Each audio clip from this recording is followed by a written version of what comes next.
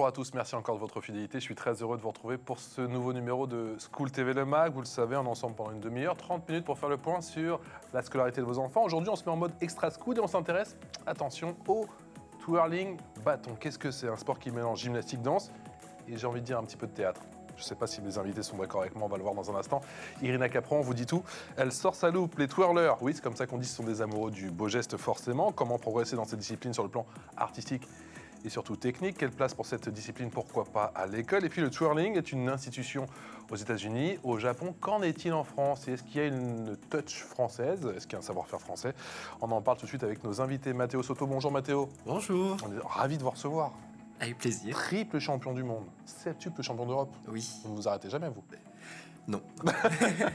Le twirling bâton et vous êtes également étudiant en infirmier. Infirmier, oui. Merci d'être avec nous. Vous êtes avec votre entraîneur Xavier Motard. Bonjour Xavier. Bonjour. De l'ESV Vitry-sur-Seine. Exactement. Coach donc de twirling bâton. On parle effectivement de cette discipline tout de suite dans la loupe. C'est parti. Salut Irina Capron. Bonjour Patrice. Je cherche à chaque fois des petits dossiers, des petites photos et je sais que vous avez un petit peu près tout testé dans la vie.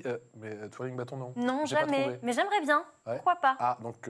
Oui. ok, donc je vais peut-être prendre un une cours petite après démo avec après Xavier. Tout de Oui, suite, bah là oui, non, ça va aller. D'accord, vous avez vu la taille du truc? C'est hyper grand. C'est hyper grand, c'est peut-être un peu trop grand pour vous. Exactement. Qu'est-ce que le twirling bâton? Alors le twirling bâton, c'est un sport qui mélange la danse, la gymnastique et bien évidemment les maniements de bâton. Alors il est souvent comparé aux majorettes car les deux pratiques utilisent le bâton, mais le twirling bâton est plus proche de la gymnastique, voire du patinage. Alors le bâton est composé d'une tige chromée et on voit sur les deux extrémités, on retrouve des embouts en caoutchouc. L'objectif, c'est donc de créer une chorégraphie de 1 minute 30 à 3 minutes 30. Vous voulez que je le montre? Allez, hop. Ah là, la tige chromée, là. Je vous l'emprunte, Mathéo. Mathéo. Voilà, le petit bâton qui ressemble à ça. Le petit, il est quand même assez grand, mais surtout Il pour mesure moi. combien d'ailleurs, Mathéo? 80 cm. 80 cm. Voilà, très grand. Donc l'objectif, c'est de créer une chorégraphie de 1 minute 30 à 3 minutes 30 dans laquelle Ok. on va retrouver des mouvements de gymnastique et l'athlète doit bien évidemment veiller à ne pas faire tomber le bâton. Le twirling bâton fait partie de la Fédération française sportive de twirling bâton qui est reconnue par le ministère des Sports. Et il nous vient d'où ce sport alors? Alors, les mouvements de twirling bâton puisent leurs origines des danseurs d'Arabie et des îles Samoa. À l'époque, le twirling était pratiqué lors des danses religieuses à l'aide de longues cannes et de sabres. Il est né aux États-Unis dans les années 40 par des majorettes qui cherchaient à ajouter des mouvements à leur routine de danse. Et le twirling est ensuite reconnu officiellement comme sport à part entière en 1953. Le sport ensuite prend de l'ampleur en France dans les années 60. Aujourd'hui, le twirling bâton est pratiqué partout dans le monde par 3 millions de personnes et le Japon compte à lui seul 2 millions Wow. de pratiquants. Le twirling est l'un des sports les plus pratiqués au Japon. Et c'est pour tout le monde? Pour tout le monde, les filles comme les garçons peuvent pratiquer ce sport en loisir ou en compétition, en solo, en duo, en groupe. Vous pouvez débuter à 6 ans, voire à l'âge de 4 ans avec le mini twirl. Alors une initiation via l'éveil corporel et la prise de contact avec le bâton. Et vous pouvez trouver tous les clubs qui proposent le twirling bâton sur le site de la fédération. Ça a l'air très technique, très cardio aussi. Alors oui, effectivement, tout d'abord, le twirling bâton nécessite de la rapidité, de l'agilité et de l'harmonie. J'ai hâte de vous voir. Franchement, Moi aussi, j'aimerais bien vous voir, tiens. d'accord. Donc ça va permettre, le twirling bâton va permettre d'améliorer sa souplesse, sa rapidité, sa coordination et son équilibre. Cette discipline favorise également la motricité de l'enfant et sa concentration. Et c'est également une activité qui va vous aider à développer votre confiance en vous. Merci beaucoup Irina, c'est parti, l'expression orale. L'expression orale avec Xavier Motard, qui est coach de twirling bâton à l'ESV Vitry-sur-Seine, et avec l'un de ses élèves, Mathéo Soto, triple champion du monde et septuple champion d'Europe. Rien que ça. Twirler, ça invoque quoi pour vous? C'est quoi votre définition du twirling? Moi, c'est d'une passion déjà personnellement pour moi. Après, Ça a commencé à quel âge du moi, coup? j'ai commencé à 6 ans. Wow. Donc, j'ai commencé tôt. T'as découvert ça comment? Enfin, t'as vu ça à la télé? T'as vu ça dans un club à côté de chez toi? Pas du tout, c'est ma sœur. Ma sœur, elle en D'accord. faisait. J'ai fait plusieurs sports, j'ai essayé plusieurs sports et c'est vraiment celui-là qui m'a accroché. Tu essaies de me dire que tu avais déjà l'esprit de compétition avec ta sœur? Non, pas Elle faisait vraiment. ça, je veux la battre aussi au twirling, tu vois. Pas vraiment, Ouais. ça s'est Ouais. fait naturellement. D'accord. Après, on évoluait ensemble et après, on a pris chacun un chemin différent. Moi, j'ai continué, elle a arrêté. Et ben voilà. Tu Donc, je me dis, tu je l'as fais plus écuré, passer t'étais des plus cases. fort, tu l'as écuré. Voilà. Et en quoi c'est aussi addictif aussi rapidement le twirling bâton? Je pense on touche jamais le fond avec le twirling, par exemple. Il y a toujours des choses nouvelles à apprendre. D'accord. On est toujours en quête d'apprentissage. On n'arrive jamais au bout en fait de la discipline. Il y a toujours de la nouveauté, du dépassement de soi, plein de choses à faire. Je pense que c'est cette chose-là aussi qui donne envie de continuer. Eh bien, vous en avez pris. Il faut encore continuer pour encore remporter des titres. Il y en a beaucoup. Xavier, c'est quoi votre définition du twirling bâton? Alors, elle a très bien été donnée déjà, très bien décrite. Merci et merci de nous recevoir parce que c'est un sport effectivement qui est peu connu et pourtant avec un grand nombre de pratiquants. Ah oui. Donc voilà, avec une reconnaissance toute nouvelle puisque On a même Mathéo- du même à savoir le nombre de licenciés en Exactement, France. oui, exactement, parce qu'on avait deux pratiques différentes jusqu'à peu de temps. Ouais. Et puis les deux fédérations ont fusionné dans le but notamment de pouvoir présenter notre sport aux Jeux Olympiques, puisque nous sommes reconnus au CNOSF, au Comité national olympique du sport français. La marche suivante, évidemment, au-delà des compétitions et des championnats du monde et des championnats d'Europe que nous avons aujourd'hui, c'est justement d'accéder aux Jeux Olympiques. Donc pour ça, il Et fallait pour- fusionner, Et c'est pour ça? ce faire, effectivement, Ouais. voilà, il y a plusieurs règles à respecter pour qu'une discipline puisse rentrer. Alors d'abord, il faut que certaines disciplines sortent, Ouais. voilà, pour pouvoir rentrer, mais il faut aussi correspondre à certains critères avec un nombre de pratiquants, un nombre de pays également. Ouais. Et donc nous étions trop divisés jusqu'alors, et aujourd'hui on a fusionné, on s'est mis en ordre de marche. Notre sport a été présenté aux Jeux Olympiques de 2000 à Sydney, voilà, mais nous ne remplissions pas encore les critères. D'accord. Donc aujourd'hui, on s'est mis en ordre de marche pour pouvoir justement accéder à cette dernière étape de reconnaissance. 2024, c'est trop tard, on a compris pour Paris, mais ce serait quoi pour Exactement. 2028, 2032, on sait pas? Alors peut-être, on l'espère. Donc D'accord. voilà, on va avoir notre premier championnat du monde commun, les deux Mmh. pratiques, NBTA et FFTB regroupés à Liverpool là en août. Et puis on espère que ça sera une nouvelle étape justement dans la reconnaissance de notre sport. Sport qui a été très bien présenté, vous l'avez précisé par Irina. Un sport qui a des racines françaises? Ou pas Alors, forcément? Alors, il a été importé par Pierre Bell, qui est un jongleur. Ouais. Donc voilà, aujourd'hui, sa fille est d'ailleurs notre responsable technique de notre pratique D'accord. européenne, Christine Bell. Donc voilà. Donc effectivement, le twirling est pratiqué depuis très longtemps, en France. Dans ces deux fédérations différentes, avec des disciplines différentes, avec une codification différente. Et aujourd'hui, on se met en ordre de marche, comme je viens de le dire, pour avancer ensemble. Pourquoi on a du mal parfois à l'identifier? Pourquoi le grand public a du mal à l'identifier? On s'en est rendu compte, nous, en préparant l'émission, effectivement. Alors, c'est le cas de beaucoup de sports artistiques, d'abord, parce D'accord. et aujourd'hui, il n'est pas présenté dans les écoles. On a aussi un souci de communication à faire important. Donc, la fédération aussi se met en ordre de marche pour communiquer. Et c'est ce pourquoi nous sommes là aujourd'hui. Encore merci pour l'invitation. Merci à Parce vous. que c'est un sport méconnu, un sport de bouche à oreille, et pourtant de passionnés. Donc voilà, il est important pour nous de faire connaître ce sport au plus grand nombre. Voilà, comme vous le décriviez, qui mobilise des qualités dès le plus jeune âge, de développement de l'enfant qui sont très importantes, de repères dans l'espace, de motricité, comme vous motricité, l'avez c'est très bien exceptionnel. dit. Ouais. Voilà, donc il est important pour nous que ce sport puisse entrer aussi dans les établissements scolaires. Alors, tu as commencé à 6 ans, tu m'as dit. Oui, si à je me 6 ans. souviens bien, Mathéo. À 6 ans, on commence par quoi? On commence par progresser sur le plan de la danse, de la chorégraphie, ou c'est avant tout le maniement du bâton? Comment Alors moi, j'ai commencé par le maniement de base du bâton, tout ce qui est D'accord. flip. C'est quoi flip? flip. Allez, allons-y. C'est quelque chose comme ça. D'accord. Alors, refais-le en me décalant un tout petit peu. Vas-y, fais voir. Tac, tac, Voilà. tac, tac. Oh là, on te perd. Attends. Alors, rassieds-toi. On va faire comme ça. C'est bon. C'est bon, là, bien. Ah ouais, d'accord. On apprend tout ce qui est le plat, on appelle ça. Le plat, d'accord, ok. Le 8. D'accord. Enfin, ça, c'est, on va dire, le maniement de base.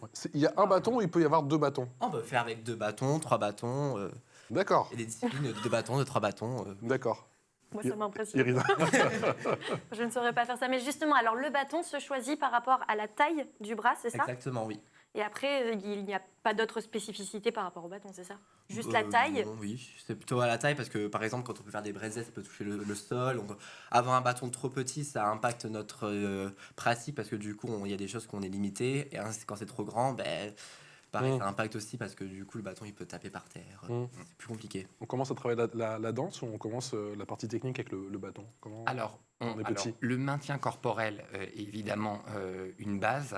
Voilà, le maintien, la danse vient dans un deuxième temps. Donc, c'est-à-dire que dans notre pratique, effectivement, il faut déjà avoir un certain niveau pour pouvoir concourir en danse solo, en rythmique twirl. Donc voilà, pour combiner et le corps et le bâton, il faut déjà avoir une technique de base du bâton et un maintien corporel, déjà important. Donc c'est une discipline, la rythmique twirl, qui est réservée uniquement aux catégories avancées. Donc voilà, dans notre pratique. Et donc il faut attendre quelques années avant de pouvoir faire cette discipline. Et combien de temps avant de prendre du plaisir, si je puis dire, avant le côté un peu peut-être fastidieux, où il faut répéter encore et encore tous ces mouvements pour, j'imagine, à un moment que ce maniement du bâton devienne un peu naturel. Il faut combien de temps avant de prendre vraiment du plaisir? Chacun évolue à son rythme. Ouais. Après, moi, je sais que certes, il y a énormément d'heures d'entraînement derrière, mais le résultat, il est là quand on fait de beaux passages en compétition et qu'on produit du plaisir au jury et aux personnes qui sont dans la salle avec notre twirling et notre performance. Ça fait hyper plaisir. On se dit, effectivement, on est là et c'est quelque chose de bien, quoi. Comment qui fait plaisir. Justement, tu t'entraînes combien de fois par semaine? Je m'appelle 3 fois par semaine. 3 fois par semaine? Oui. À raison de combien d'heures? Environ 6-7 heures par semaine. 6-7 heures par semaine. Donc c'est quand même assez, En plus des études. c'est quand même assez conséquent.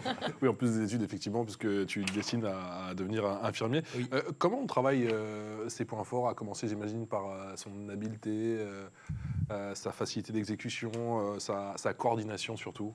Alors, chaque élève est différent. C'est toute la difficulté, en fait, quand on commence le twirling, c'est de donner les mêmes bases à chacun. Et donc ça, c'est difficile. On se rend compte assez rapidement des qualités techniques ou des qualités corporelles d'un athlète dès le plus jeune âge. Donc voilà, donc après, comme tout athlète, eh bien... il grandit plus ou moins bien, voilà. Et puis après, la persévérance, il y a aussi une question de caractère qui joue énormément. Et puis ensuite, quand on atteint des niveaux comme celui de Mathéo, c'est évidemment la confiance que l'on a mutuellement. Donc nous, Mathéo est arrivé cette année au club, donc il a fallu qu'on construise une relation, en dehors aussi des gymnases, ça c'est important. Au-delà des aspects techniques, la gestion du stress est extrêmement importante, évidemment. Ce sont des programmes, comme vous l'avez expliqué, qui durent 2 minutes. Donc, c'est très long au final. Voilà. Donc, c'est court mais c'est long. Exactement, c'est court mais c'est long. Tout dépend comment ça se passe. Si je puis dire. Pour les athlètes, ça peut être très long quand ça commence mal et puis ça peut être très court quand on se sent très bien et qu'on a fait un très bon passage. Donc voilà. Mais Mathéo est assez facile dans le cadre du travail. Il a toutes les qualités nécessaires et c'est ce qui fait un grand champion, même s'il y a encore énormément de travail, mais c'est quelqu'un de persévérant. Bien évidemment. Qui se challenge au quotidien, qui fait preuve de beaucoup d'abnégation. Il a fait aussi des choix personnels dans sa vie, de venir à Paris pour faire ses études, et donc de changer de club, ce qui est pas évident, et pourtant de Est-ce que tu es originaire d'où? Je viens de Sifour-les-Plages dans le Var. Dans le Var, d'accord, oui. Tu as quitté le soleil. Tu as quitté les plages. Tu as quitté les plages. Quelle idée. J'ai parlé de théâtre en introduction, je ne sais pas du tout si vous êtes d'accord avec ça, mais c'est vrai que j'ai regardé pas mal de vidéos et il y a quand même toute cette partie interprétation, quoi. Oui, exactement, c'est très important dans les rythmiques twirl, l'interprétation, l'impact qu'on peut avoir envers le jury et le spectateur, etc. Par exemple, quand on a une chorégraphie à faire, on a une musique, il y a un thème, et il faut l'interpréter pour donner de l'émotion au public, etc. Après, dans la partie un petit peu plus technique, dans le un bâton, 2 bâtons, il faut être souriant. Si on fait la tête, ça donne pas envie de regarder, personnellement. Bien sûr. Et c'est quelque chose d'inné ou c'est quelque chose que tu as appris? Moi, chez moi, en tout cas, c'est inné. Après, je sais que chez des personnes, c'est compliqué, l'expression faciale. Et là, il faut travailler un petit peu pour sourire en compétition. En tout cas, moi, c'est naturel. Comment ça se passe en compétition, justement, quand on est triple champion du monde et septuple champion d'Europe? J'imagine qu'on aborde les compétitions à chaque fois d'une manière assez positive. Comment tu transformes, justement, cette pression dont tu parlais en quelque chose de positif pour te motiver et justement à viser les sommets à chaque fois et être présent au moment où il le faut? J'arriverai pas à décrire comment j'arrive à gérer ça. D'accord. Mais je sais que par exemple... T'as des routines, t'as des... Non, pas forcément, mais je sais que je travaille à l'entraînement pour réussir. Donc en soi, je rentre dans le sol praticable assez serein, D'accord. assez un peu compliqué. Cette quand même. base-là, quoi. Tu te dis, Oui. bon, j'ai fait mes 7, 8, 10 heures par semaine déjà, peut-être même un peu plus à l'approche de la compétition, j'imagine. Oui, c'est sûr qu'après, la pression est différente selon l'échelle de la compétition. C'est-à-dire que je vais être plus stressé pour un championnat du monde qu'un championnat de France. Mhm. Mais oui, après, moi, on travaille pour ça, on est là, donc il faut aller à fond, parce qu'en soi, si on a des doutes, à chaque fois qu'on doute, c'est à ce moment-là qu'on risque de fuiter, de faire tomber le bâton ou de pas bien faire. Et ça, c'est éliminatoire, c'est rédhibitoire? Oui, on perd des points. On perd des points, c'est pas on perd des éliminatoire. points. D'accord. Non, en soi, on a une base de 100, et après, il y a des pénalités selon ce qu'on fait, etc. C'est comme une chute au patinage artistique. Tu sais que c'est pas perdu, mais ça va être compliqué après. Xavier, justement, comment ça se passe? Il y a un jury, et il y a une note artistique et une note technique. Comment ça se passe pour les Alors compétitions? oui, alors dans notre pratique, on a une note sur 100. Alors on a un critère de variété, de difficulté, donc de construction en fait du programme voilà, de Mathéo, une note de souplesse et grâce, parce que donc sur toute la partie corporelle évidemment, et de présentation personnalité. Donc voilà, prenant en compte la présentation générale de l'athlète, y compris sa tenue, son comportement, l'impact qu'il peut avoir également sur le public, voilà, donc la prestance du candidat. Donc effectivement, on a autant la partie technique que la partie corporelle et attitude qui est prise en compte par les juges. Et Mathéo, c'est un sport que l'on peut faire à seul ou en duo et en groupe. Toi, pourquoi tu as décidé de le faire en solo? Alors moi, je fais les 3. Ah d'accord. J'ai- Voilà, comme Il ça. fait tout. Il fait tout. Je fais tout. J'ai commencé en solo, puis après j'ai fait des équipes, à l'international également. Ouais. Et là, maintenant, je fais du solo et du duo. D'accord. Et je fais aussi quelques équipes. Tiens, on a 2 clichés à te montrer. Regarde, Mathéo, ça va te rappeler des bons souvenirs. C'était il n'y a pas si longtemps que ça. Ah oui. Est-ce que tu peux nous expliquer, la France a un incroyable talent, tu gardes quel souvenir effectivement de cette expérience et pourquoi tu as voulu y aller? Alors, j'ai été contacté pour participer à la France Incroyable Talent. Et moi, je suis quelqu'un qui aime beaucoup avoir de nouvelles expériences. Mhm. Du coup, j'ai dit directement oui pour le faire. Mhm. Et en plus, c'était une façon aussi de mettre en avant notre Bien sûr. discipline, etc. À chaque fois qu'il y a une Pour occasion, parler en de fait, on communication, fonce, hein. de promouvoir effectivement votre discipline, c'était effectivement un bien bon moment. Oui. Et Après, j'ai de la chance, j'ai été jusqu'en demi-finale, donc Oui. j'ai pu vivre une expérience aussi différente de la qualification, parce que c'est pas la même base. Par exemple, on est sur une semaine en demi-finale, alors qu'en qualification, en fait, on arrive, on fait notre discipline, notre pratique là, et après on part, donc c'est très différent. Et l'approche est différente entre un concours et justement un show télé où Ah oui. on va passer devant un public, ou j'imagine. Comment ça se passe totalement d'ailleurs? Tu différent. arrives à faire abstraction du public ou tu le voyais ou Alors Comment moi, ça se je passait sais que j'arrive à me concentrer en voyant tout le public. D'accord, Ça, après, je me concentre surtout sur les jurys. Ça, c'est l'habitude de compétition. d'accord. Les juges. Quand tu dis ça, c'est-dire que tu considères que c'est quoi? C'est les regards? Tu Oui, essaies les de capter les regards? Les regards. D'accord. Moi, je sais que je regarde bien droit. J'attire les jurys avec mon regard. Parfois, je surplane un petit peu la scène pour regarder les autres. Mais D'accord. le plus important, c'est quand même le jury, ceux qui posent les notes, etc.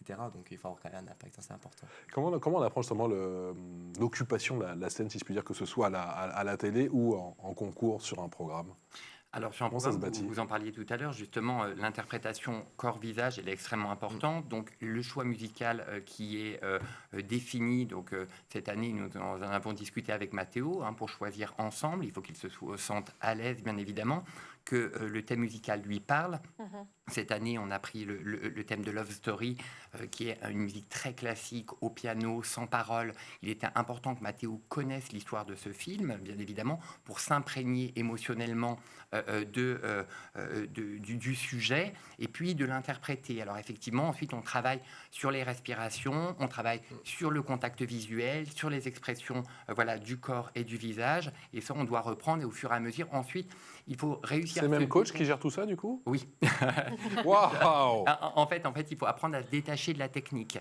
Comme vous l'avez très bien dit tout à l'heure, c'est un sport de répétition. Donc, on doit travailler beaucoup la technique pour pouvoir laisser justement libre cours à l'expression, voilà, et au sentiment, si je puis dire. Donc voilà, et ça, c'est la partie la plus compliquée. C'est assez simple avec Mathéo en interprétation. C'est plus compliqué avec d'autres athlètes plus introvertis ou qui donnent peut-être moins d'eux. Voilà, j'expliquais à Mathéo en début d'année qu'il fallait donner de sa vie, de son parcours personnel dans l'interprétation et raccrocher un petit peu son thème musical à son expérience personnelle. On trouve toujours, même s'il est jeune, des moments de la vie voilà, qui peuvent servir la musique et servir l'interprétation.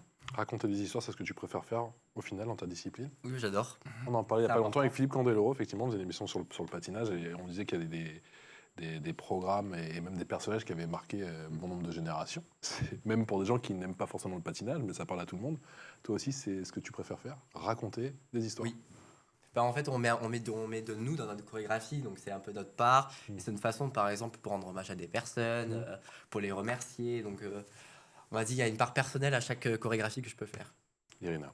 Oui, Mathéo, on en a parlé pendant la France en incroyable talent. Donc, tu as performé sur une scène. C'est différent de l'intérieur d'un gymnase. Comment tu as su t'adapter face à cette grande scène avec des grands projecteurs? C'était pas trop compliqué? Ça a été assez difficile. J'ai eu de la chance. J'ai pu m'entraîner quand même avant le tournage, histoire de repérer la scène, la hauteur du plafond, s'il y a des obstacles ou pas. Après, certes, avec les projecteurs, c'est compliqué. J'avais un petit espace comme ça, on va dire, pour lancer le bâton. Donc, c'est très différent des gymnases où il y a de la hauteur, il y a de l'espace, on a de la place pour se déplacer, alors que là, c'est très réduit, mais on s'adapte toujours. Quelle retombée, Xavier, justement, après ce passage télé de Mathéo, j'imagine, pour les fédérations, maintenant la fédération qui a fusionné, mais on se dit qu'en plus que c'est un sport, parce qu'on parlait des JO en toile de fond, mais qui est en plus incroyablement visuel. Parce qu'il y a des sports où c'est compliqué de montrer effectivement la technicité, la beauté à la télé, mais là, visiblement, ça a quand même Alors, j'ai pas accompagné Mathéo à un incroyable talent parce qu'il était dans son ancien club quand il a fait voilà. Mais effectivement, encore sur les plages. Les retombées sont importantes.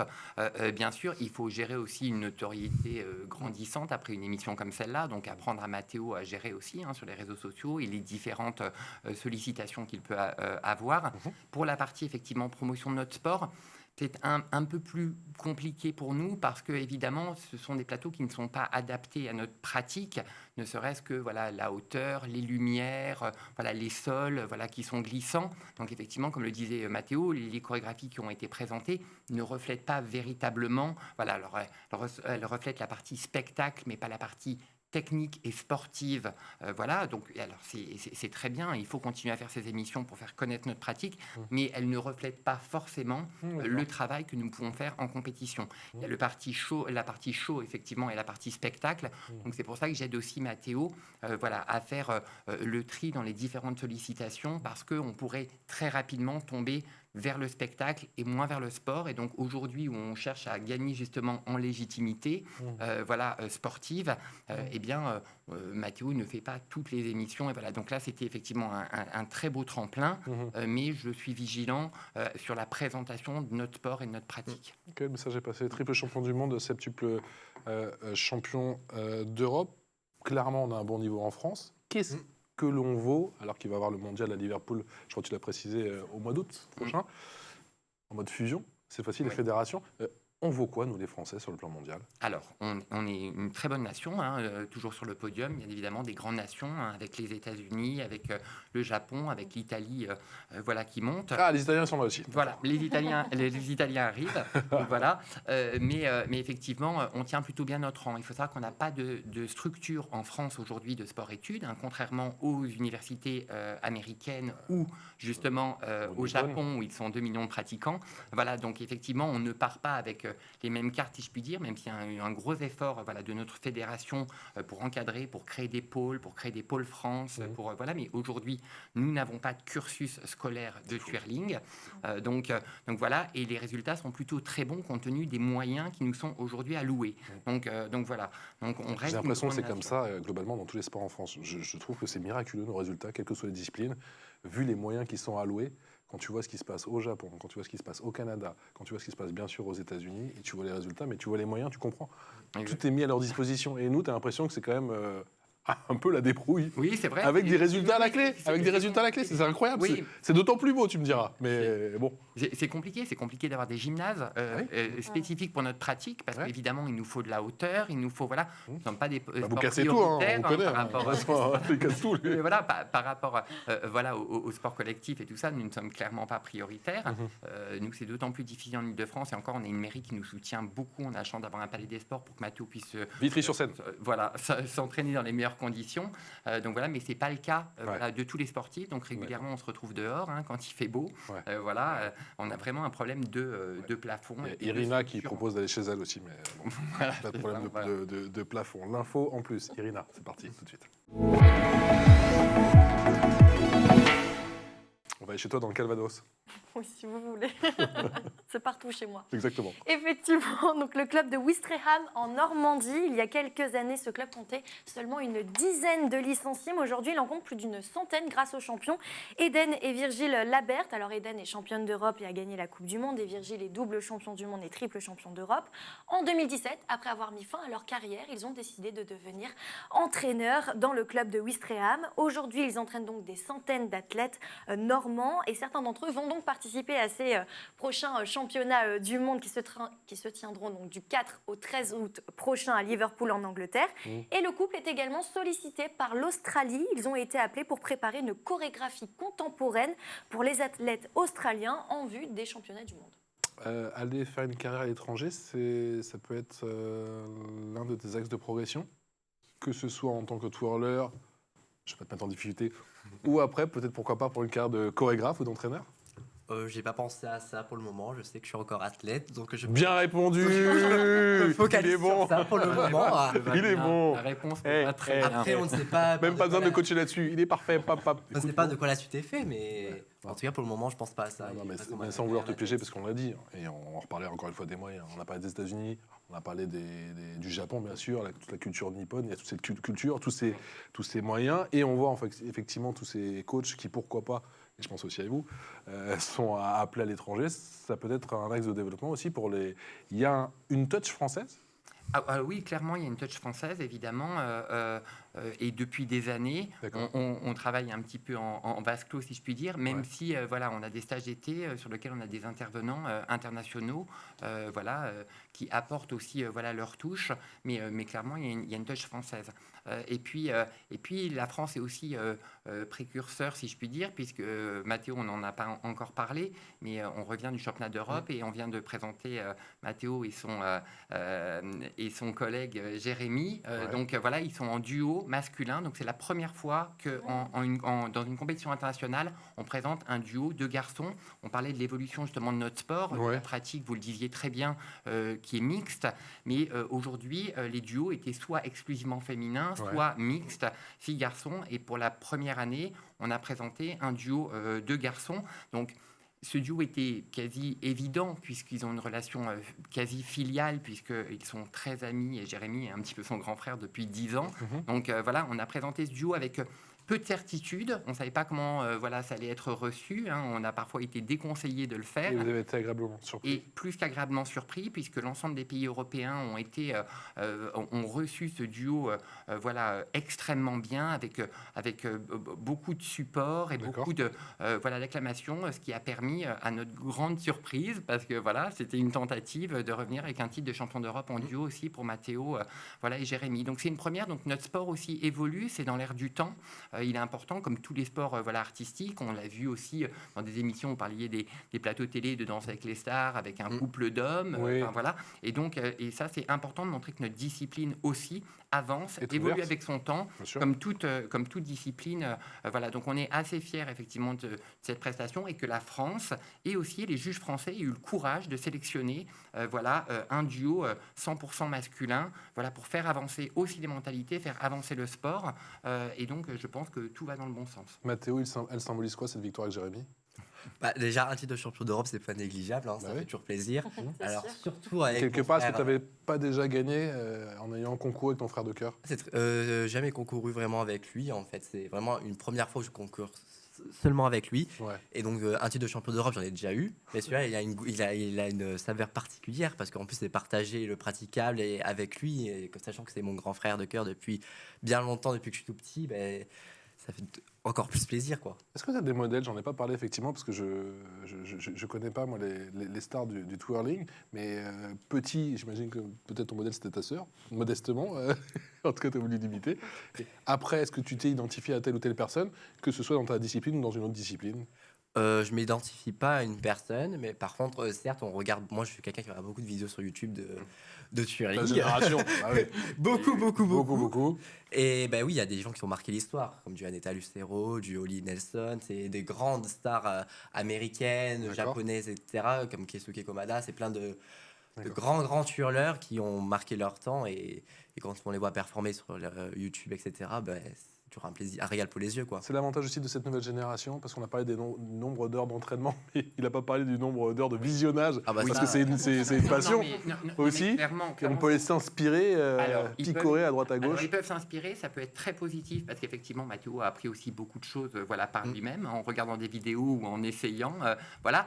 Le risque aussi, c'est que le mouvement ne soit pas réalisé correctement. Donc, on a toujours besoin d'un entraîneur. On ne pourra pas malheureusement apprendre le twirling par des vidéos YouTube. Donc voilà, parce que parfois, effectivement, Xavier, on des défauts techniques. vous êtes irremplaçable. Ouais, alors, je n'irai pas jusque-là, personne n'est irremplaçable, mais c'est vrai que voilà, le rôle de l'entraîneur est aussi pour ça. Mais clairement, cette génération, oui, bien sûr, regarde les vidéos, regarde le twirling aussi, parce que c'est un éternel recommencement. C'est un petit peu comme la mode. On a des mouvements à la mode, on a des choses qui reviennent, des choses, on a l'impression que c'est créé aujourd'hui, alors qu'il y a 30 ans, ça existait déjà, voilà, à mon époque. Donc voilà, mais effectivement, de voir les modèles dont Mathéo parlait et qu'il a pu rencontrer aussi, là, on revient du championnat d'Europe, il parlait d'Aneta Lucero, il l'a vu, elle a d'ailleurs nommé un des mouvements, voilà, je sais que Mathéo en est très fier, de sa rythmique cuir, elle lui a donné le nom de Mathéo, Mathéo's Flip, puisque c'était pas réalisé jusqu'à maintenant. Donc effectivement, c'est un petit peu la consécration de rencontrer ces idoles-là et puis d'être adoubé, voilà, comme il peut l'être aussi par les grands du twirling. Voilà. Merci infiniment à tous les deux. C'était vraiment délicieux. Promis, avec Irina, on va se déplacer. Ok, Irina, je vais essayer. Je sais que je le dis à chaque fois. Promis, cette fois-ci, j'essaie. J'essaie surtout de ne rien casser. Ça va être beaucoup plus compliqué. Merci à tous les deux. Xavier, Mathéo, on le rappelle, un triple champion du monde et 7 champion d'Europe. Rien que ça, avec ce dernier titre magnifique, glané, avec votre frère de cœur, avec Jérémy. Merci à tous les deux. Irina, on se retrouve demain. Oui, merci à vous. Sans le bâton cette fois-ci. Ciao.